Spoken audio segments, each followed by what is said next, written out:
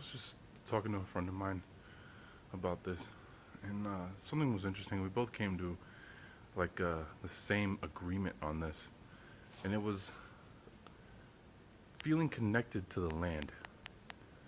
Um, just like as a child, I used to listen to NPR news, right? And at night they would end up playing, Native American music, and you listen to the rain stick and stuff like that, and birds playing. And I used to think that was so beautiful, listening to that. And I noticed something now that I'm older. When I ended up moving from Florida to South Carolina to New York State, that there is a connection you feel to the land. Some places you feel it, other places you don't. At least that's how I felt. And this is not even trying to be spiritual. I mean, goddamn it, I grew up as a Christian and all that stuff. So believe me, it's not even trying to be spiritual. But in Florida, I loved everything about it. I remember telling my friends, or at least my younger brother, when we would talk about it and how much we missed it, that it felt like Florida was my Africa. You know, I love the heat. I love the ocean. I love watching the storms come in off the ocean. That was my favorite part. I love the lightning, the thunder. You know, I love the different animals you see in there. I love the pink flamingos when you see them fly overhead as a flock. Obviously I hated the gators. Oh, I hate snakes and the fire ants and those sand spurs. But there was nothing like going for a hike.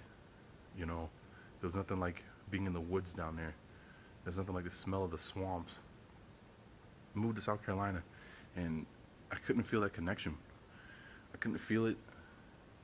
Lived there for 7 years and just couldn't feel it. It was just like it felt cut off. And moved here to New York State.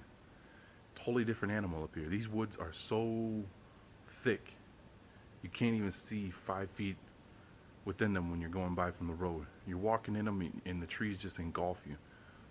You know, and you can feel it. You can feel nature, or whatever you call nature. You could just feel like connected. You don't want to leave.